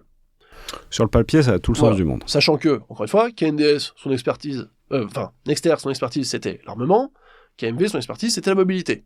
Vous assemblez les deux, vous avez un truc qui est tout à fait cohérent sur le papier. Il faut aussi savoir que c'est le 3e projet de char franco-allemand depuis les années 50. Les 2 précédents, ils ont échoué. Sauf que là-dessus, vous avez une position allemande qui est assez claire. Quand on est allé en Allemagne sur l'étude Zeitenwende 2 en 2023, on avait commencé par le président du syndicat des industries de défense allemandes qui nous avait dit « Sur le char, on n'a pas besoin de vous. Vous n'avez pas l'argent, vous n'avez pas les compétences, nous on a tout. » Alors c'était le premier entretien, c'était un peu sec, on va pas se mentir, mais le problème est que en fait, cette position, elle n'a fait que se renforcer. Notamment du fait que, en 2022 ou 2021, je sais plus, Rheinmetall, encore lui, a joué... Donc il produisait traditionnellement les tourelles, etc. Voilà, et qu'il y a un concurrent direct la partie Nexter. Que désormais KNDS France, ex-Nexter, ferait dans le MGCS. Auparavant, KMW le faisait avec Rheinmetall dans le Léopard. Là, l'idée, c'est exit Rheinmetall pour ces composantes-là entre Nexter, KNDS France. Voilà, sauf que Rheinmetall est revenu par la fenêtre. En jouant sur ses contacts, notamment au Bundestag, en disant « Mais attendez, c'est de l'emploi aussi chez nous, vous devez faire pression sur le gouvernement allemand pour qu'on soit intégré. » Et ils l'ont été. Mais le problème, c'est qu'on passait d'un jeu à 2 où c'était 50-50 avec des couloirs plutôt bien définis, un jeu à 3 où la partie allemande doit être rescindée en 2, mais où des compétences allemandes mangent sur des compétences françaises. Et surtout avec une ambition allemande de Rheinmetall très claire d'évincer les Français. Quand en 2022, ils dévoilent, sans l'annoncer à personne, leur KF-51, donc leur char de nouvelle génération, le Panther. Beaucoup estiment, c'est le tueur de MGCS. Parce qu'en fait, ils disent, mais en fait, on n'a pas besoin de MGCS, on a ça. C'est donc une génération intermédiaire, c'est KF51, ça peut être produit relativement maintenant tout de suite, et donc ça peut ouvrir une fenêtre de disponibilité de ces chars-là qui mangerait sur le début du MGCS et qui éloignerait, en gros le KF51 serait plus complémentaire avec l'obsolescence des Léopard 2, et du coup éloignerait, déjà que le MGCS ça s'articulait pas très très bien avec les Léopard 2. Bon voilà, là ça aurait plus de sens. Mais là où c'est peut-être le moment de préciser que Rheinmetall comme KMW sont des entreprises privées et des groupes familiaux. Et contrairement à Nexter, qui a plein d'actionnaires, mais notamment l'État français. 100% l'État français. C'est 100% l'État français, ouais. Ouais. Donc c'est pas exactement la même dynamique et le même sens de l'intérêt général que... disons que c'est pas des acteurs aussi souples sous la main du politique. Ça pourrait rappeler un autre groupe plutôt spécialisé dans l'aérien en France. Et le problème, c'est qu'on va assister petit à petit à un détricotage en fait du programme MGCS, au sens où Rheinmetall arrive en disant « Moi, je vous propose mon canon de 130 mm », KNDS France dit « Moi, j'ai mon 140 mm », qu'est-ce qu'on fait ? Et là, la seule solution qui a été trouvée il y a quelques années, c'est on va faire les deux. On verra plus tard, il n'y aura peut-être pas de version unifiée, il y aura la version allemande avec le 130 et la version française avec le 140. Mais tout ça, petit à petit, en fait, va abîmer le dynamique initial d'un projet commun. Ce qui est très problématique. Et le souci, c'est un peu comme dans le cas du SCAF, même si on y reviendra peut-être un peu plus tard, c'est que dans cette affaire-là, la France a assez peu de cartes. C'est-à-dire que peut-être que le président que vous avez vu de la chambre de je sais pas quoi, il avait pas tort. Alors, il est notoirement francophobe, mais le problème, c'est que ses arguments, ils sont pas complètement absurdes. Et il l'était, alors que le Titan 22 était à ses débuts. On savait pas si ça se réaliserait. Là, aujourd'hui... Le Titan 22 l'a remonté en puissance militaire. Avec le budget de 100 milliards qui avait été annoncé l'enveloppe de 100 milliards pour remonter l'armée allemande. Là, on part sur une Allemagne qui va atteindre un budget à 120, 130, peut-être 150 milliards d'ici quelques années, par an. Nous, en France, on a un peu accéléré les marges de la LPM, mais on reste sur du 60 milliards dans lequel vous devez enlever la dissuasion et les pensions de retraite des militaires qui ne sont pas comptés du côté allemand. Donc c'est compliqué, sachant que vous êtes aussi sur un sujet qui, en France, n'est pas forcément considéré comme stratégique. Pas comme le SCAF. Parce que le SCAF, il va porter l'arme nucléaire française à l'avenir. Le Leclerc, on peut refaire des Plutons si on veut, mais je pense que c'est pas l'idée. Le Pluton, c'était donc les missiles de nucléaire tactique qui étaient la grande gloire du champ de bataille nucléaire des années 70-80. Qu'on a enlevé en 96. Donc, soyons très concrets. Refaire un avion, ça demande des compétences de pointe extrêmement complexes dans le domaine de la motorisation, de l'électronique, d'une certaine métallurgie. Ça coûte extrêmement cher. Refaire un char, ça coûte pas rien, très clairement, mais ça coûte beaucoup moins cher. Mais il y en a un qui est plus stratégique que l'autre, en tout cas considéré comme tel en France, et considéré différemment en Allemagne. Mais c'est l'Arlésienne éternelle, c'est ce que... Donc, laissons le char aux Allemands, achetons alors leur char, etc., et faisons...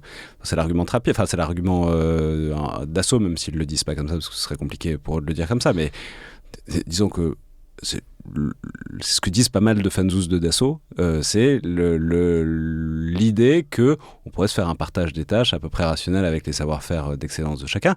Ça impliquerait d'abandonner un certain nombre de savoir-faire et donc de compétences françaises dans l'affaire, puisque si on laisse le char aux Allemands, déjà qu'on ne savait plus trop faire de chenilles, ça implique de plus trop savoir faire d'autres choses maintenant. L'industrie de défense terrestre française dit que si on abandonne le char, comme on abandonne le pyramidion technique, on perdra tout le reste au fur et à mesure.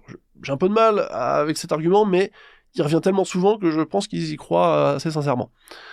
Et il y a cette idée de nous on va faire les avions, eux ils vont faire les chars, puis on va s'échanger. Oui, non, mais le problème c'est que c'est pas, ça ne les vaut pas en fait. Ça ne vaut pas. Surtout vu des volumes achetés. La France a a 130 Rafales ou avions de combat au total. Elle a 200 chars. Le compte, il n'y est pas, en fait. Un Rafale, c'est 80 millions. Un char moderne, donc la dernière itération du Léopard 2, c'est 25 millions. La génération d'après, on peut estimer que ce sera à peu près la même, 1 pour 4. On n'achètera pas 4 fois plus de chars que d'avions. Donc les Allemands, ils peuvent s'estimer lésés de ce point de vue-là. évidemment, c'est un jeu de dupes. Personne n'a intérêt à être vraiment franc du collier là-dessus. Néanmoins, le problème, il est là. Le MGCS va mal. Il arrivera de toute façon beaucoup trop tard par rapport aux besoins français, là où les Allemands, non seulement ils ont l'argent, mais ils n'ont pas le besoin. Le Léopard 2, il est encore produit. Le Léopard 2, il est encore updaté. Le Léopard 2, ça va devenir le Léopard 3, qui est un programme qui a été lancé du côté allemand. Et si le Léopard 3 échoue, ils ont le KF-51. Donc en fait, les Allemands, en fait c'est le politique qui tient les choses. Ils restent dans le programme parce que le politique y croit, enfin, ou veut y croire, mais ni les industriels, ni les militaires, en fait, en tout cas outre-Rhin, n'y croient vraiment. Et du côté français, c'est aussi assez flagellant. Donc quelles alternatives on a ? On a l'achat sur étagère, ou une tentative de développement. Donc soit on achète aux Allemands, mais du coup c'est un peu problématique parce que là, ça leur donne raison, ou alors on achète aux Coréens vraiment pour faire chier les Allemands, mais c'est un peu problématique puisqu'on est quand même censé faire le MGCS ensemble. Enfin, ça pose plein de questions. Mettons que le MGCS, on acte son décès. Bon, 2027 peut-être, hein, c'est vraiment pas impossible. Bon, on peut acheter des Léopard 2. C'est pas impossible. Maintenant, il y a des idées de oui, mais on peut acheter des Léopard 2 et demander à mettre des technologies françaises. Ça marche si vous commandez beaucoup. Si vous commandez 150 unités pour remplacer les 200 Leclerc, on aura le sapin qui sent bon en guise de modification sur le rétroviseur, et c'est tout. Donc, complexe, sachant que c'est aussi un char assez cher, assez complexe, et au vu de la prochaine génération qui se développe, ça va pas aller en s'améliorant de ce point de vue-là. On peut aller vers, effectivement, le K2, qui nous offre en plus une perspective sur le K3, qui est déjà en développement, et qui est déjà bien avancé. Il devrait arriver avant 2035. C'est pas complètement absurde, au sens où on a déjà donc la Pologne qui devrait en avoir, si tout va bien, 1000 à terme, probablement d'autres d'ici là qui vont se laisser tenter. D'un point de vue capacitaire, c'est pas absurde. Ou, troisième option donc, les Américains, le M1, je pense que ça, personne n'y pense sérieusement. Enfin, c'est pas envisageable de toute manière.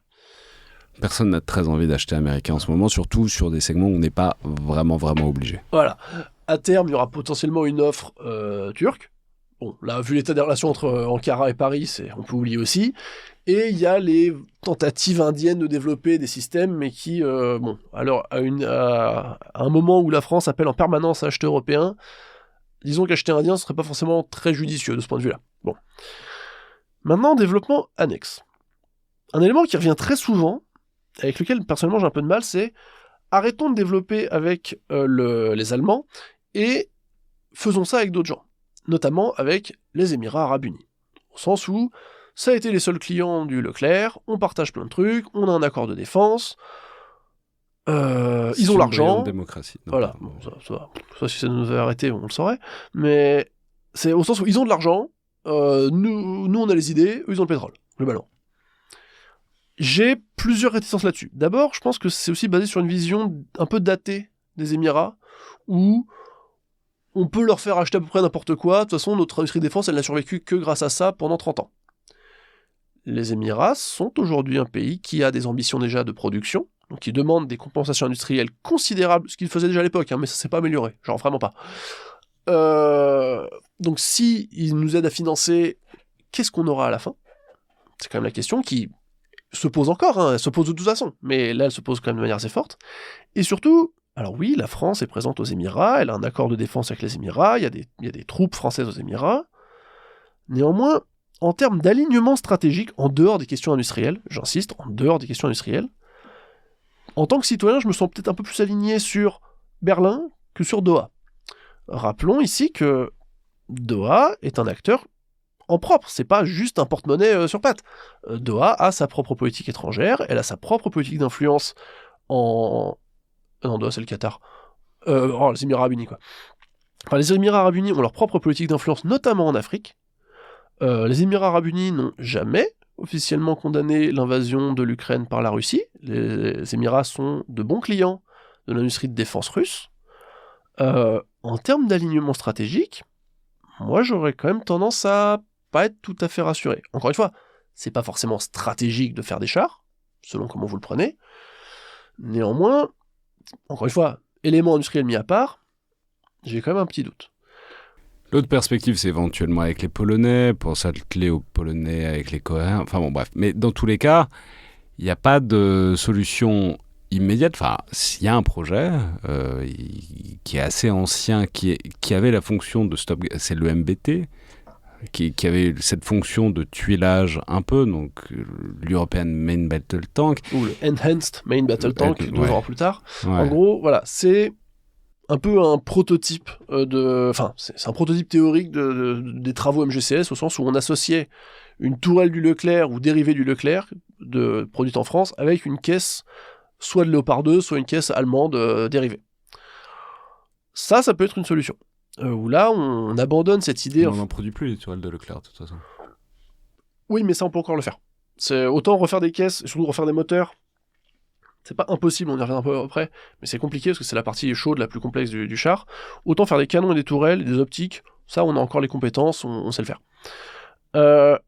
Cependant, donc on sait plus faire de caisses. Donc là, l'idée, ce serait, on arrête avec le MGCS, ou on fait un truc intermédiaire au MGCS. On cherche pas à faire un système de système avec une plateforme canon qui va interagir avec une plateforme missile, une plateforme de commandement, une plateforme de soutien, le tout lié par un combat cloud. C'est ça l'ambition MGCS, qui est, à mon sens, peut-être un objet quand même assez complexe en termes d'utilisation et de maintenance. Je pense surtout à la maintenance qui m'inquiète un peu pour un objet qui est censé être aussi rustique que le char, pour faire quelque chose qui nous permettra de tenir jusqu'au MGCS. Donc, une nouvelle mouture de l'EMBT, associant le meilleur des deux mondes, et qui pourrait se faire sans Rheinmetall. Là, ce serait peut-être plutôt un contrat peut-être franco-français qui se passerait avec Nexter, KNDS France, et KMV. Bon, ça a beaucoup d'avantages, au sens où le coût est limité, le temps nécessaire est limité, on peut le faire ça en moins de 10 ans. Alors on va dire, c'est très long, oui, mais bon, on fait aussi travailler des gens qui travaillent plus sur ce sujet-là depuis longtemps. Ou alors, si on estime que c'est assez stratégique et que ça en vaut la peine, sachant que ça ne coûtera pas forcément très cher, on peut faire comme les Italiens ont fait dans les années 70, à savoir dire, je vais refaire des chars. Les Italiens, ils ont arrêté de faire des chars après la fin de la Seconde Guerre mondiale, on doute bien pourquoi. Ils ont décidé de se débarrasser des Léopard 1 et des chars américains qu'ils avaient dans les années 70, en les remplaçant par un système national. Et ils ont réussi. Le C1, qui est donc le produit de ça, c'est pas le meilleur char du monde, néanmoins il existe. Et il a eu sa petite carrière. Donc, en reprenant les compétences, il y a un schéma là-dessus dans l'étude de la BITD française, on a globalement l'essentiel. Ce qui va nous manquer, c'est le moteur. On a la transmission, on a l'armement, on a la tourelle, on a le blindage, on a quelques briques intéressantes en termes de munitions rôdeuses, de protection active, etc., qu'il faudrait retravailler, peut-être en s'orientant vers un système qui soit l'état de l'art. L'idée, c'est pas de faire un truc de rupture, c'est simplement de faire un truc qui nous permette de fonctionner, et éventuellement de proposer une alternative européenne au Léopard, mais l'idée, ce serait peut-être d'abord de se remettre à niveau et de donner aux armées de quoi fonctionner. En laissant assez de place, peut-être à l'avenir, pour implémenter d'autres capacités. C'est pas évident, mais regardons ce qu'ont fait les autres. Les Turcs et les Coréens ont développé leurs propres chars. Ça leur a pris 15 ans pour les Turcs. Ça a pris un peu moins pour les Coréens qui avaient commencé plus tôt, qui avaient commencé par un modèle plus simple. Mais ils ont réussi. En partant souvent de pas grand-chose. Notamment dans le domaine des boîtes de vitesse, qui est quasiment le plus complexe, ou des moteurs. En exploitant ce que la France sait encore faire, on doit pouvoir obtenir quelque chose. Maintenant, est-ce que c'est la bonne solution ? Est-ce que le jeu en vaut la chandelle ? Ça, c'est au politique de décider. Mais on est vraiment face à cette triple voie. Continuer MGCS et en fait ne rien faire, et donc passer encore 20 ans avec les Leclerc, ce qui va être difficile. Acheter sur étagère, 4 voies en fait. Acheter sur étagère un produit tout fait, faire une coopération avec un autre acteur, ou produire nous-mêmes. Et à chaque fois, ça dépend de l'ambition stratégique, encore une fois, de quels moyens on accorde à quelle fin. Et peut-être, dernière perspective, c'est sur les perspectives de à quoi ça va ressembler, ce char du futur, alors à intervalles plus court, moyen, long. C'est parce qu'on l'a dit, donc l'Ukraine n'a pas précipité l'obsolescence des drones, des chars, pardon, un lapsus intéressant. En même temps, ça amène forcément à réfléchir, puisque si on veut avoir une solution un peu clé en main qui soit prêt à faire face. En vous lisant, je voyais qu'il y avait des tentatives qui étaient intéressantes. Alors, on peut reparler peut-être de la propulsion. Il y a des propulsions hybrides qui sont envisagées, notamment avec un savoir-faire français qui est intéressant. Il y a aussi visiblement des trucs alors j'allais dire Loyal Wingman sur le modèle de aérien, mais en tout cas il y a des idées d'accompagner, voilà, je l'ai dit déjà un peu tout à l'heure, de plus penser le char comme un pion de base autosuffisant, mais qui pourrait avoir un véhicule d'accompagnement qui serait anti-drone, qui en tout cas de penser de la manière qui est visiblement le modèle du futur, en réseau, avec des effecteurs déportés, avec un combat collaboratif. Voilà, en gros, qu'est-ce qui vous paraît intéressant et prometteur par rapport à ce qu'on voit aujourd'hui ? Juste une chose, en fait, on parle beaucoup donc, de système pour parler du MGCS, donc finalement une plateforme d'accompagnement contre les drones, entre autres. En fait, le problème, c'est que ça, c'est pas nouveau. Le Leclerc, quand il a été pensé pour avoir sa plateforme d'accompagnement, qui ait les mêmes performances en termes de motorisation, notamment parce qu'en fait, pour le moment, le Leclerc laisse derrière quasiment tous les véhicules en service. C'est con qu'on n'en produise plus, parce qu'apparemment, le moteur, il était bien. Ouais. Technologie très gourmande, mais très intéressante. Mais en fait, ça a été coupé sur l'autel du budget, ce qui est quand même plutôt le lot commun des programmes d'armement. Donc, à mon sens, plus on va avoir tendance à décentraliser les effets, les capacités du système, plus vous l'exposez à un risque de coupure budgétaire. Ce qui est quand même problématique. Autre chose, plus vous décentralisez... C'est une réflexion qui est bien connue, c'est pour ça que les marins ne veulent pas abandonner le porte-avions, entre autres raisons. C'est parce que quand vous avez un gros truc qui concentre beaucoup du budget, soit c'est très binaire, c'est blanc-noir, beaucoup plus difficile de rogner sur les bords, quoi. C'est ça. Et c'est un peu ce qui m'inquiète. Là, si on part sur MGCS, si à la fin on estime que le budget est trop tight, en fait on va couper dans certains des systèmes du système de système. Et on va perdre, ce faisant, donc des capacités très importantes. Rappelons que le véhicule d'accompagnement du Leclerc, à la base, il n'était pas du tout pensé pour les drones, c'était pas vraiment le problème à l'époque, il était pensé pour les hélicoptères, qui était la menace à l'époque. Donc, j'aurais tendance à me méfier par réalisme budgétaire, en fait, de ce genre de logique de système déporté, de système de système. Sur la robotique, sur l'aspect, oui, on pourrait avoir un Loyal Wingman, les Russes, dans leur propre analyse, ont tendance à dire notre industrie, elle n'est pas au niveau pour faire ça. Il suffit de voir la présentation du robot bipède russe qui a eu lieu hier, où on a un espèce d'engin qui a l'air très moderne de loin, mais qui en fait titube et finit par se casser la figure. Et surtout, on finirait par accroître la traînée logistique. Alors, il y a eu toute une réflexion qui dit, là on est descendu à 3 hommes d'équipage, si on pourrait passer à 2 techniquement, mais ça voudrait dire qu'on doit rajouter du personnel très formé dans la traînée logistique. Or aujourd'hui on peut pas, on n'y arrive pas. Alors même qu'on est techniquement en guerre, donc on a accès à pas mal de ressources. Donc, personnellement, pour un pion qui est censé être aussi basique que le char ou son futur avatar, j'aurais vraiment tendance à me méfier en fait de cette ambition techno, peut-être un peu précoce.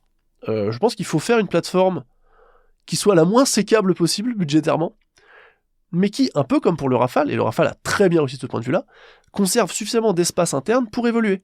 Et à terme, quand elles seront pertinentes, parce qu'il faut aussi se demander, est-ce que c'est pertinentes et matures, on puisse intégrer autre chose. Par exemple, il y a des choses très simples qui se font en Ukraine, c'est un petit boîtier, dedans il y a un drone, un quadcoptère avec une grosse caméra, il est relié au boîtier par un câble de fibre optique pour le commander et un câble électrique pour l'alimenter, et en fait il se clipse à l'arrière des chars, et il sert de périscope.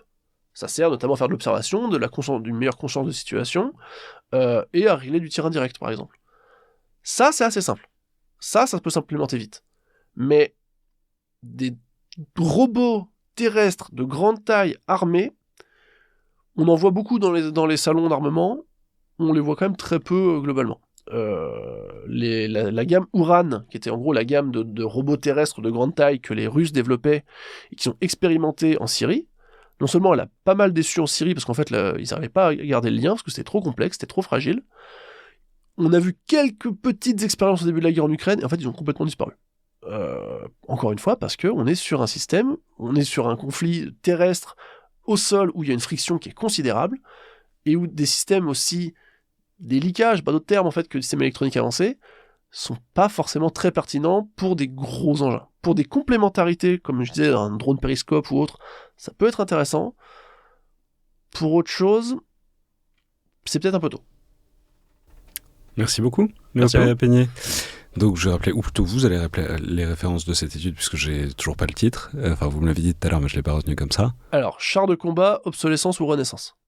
Très bien, qui sort donc ces jours-ci, est librement disponible sur le site de l'IFRI. Évidemment, le lien sera dans la description de l'épisode.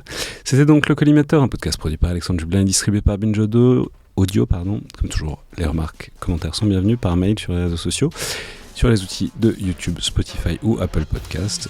Commentez, abonnez-vous, notez, faites suivre, partagez. Tout ça est évidemment grandement bienvenu. Merci à toutes et tous et à la prochaine fois.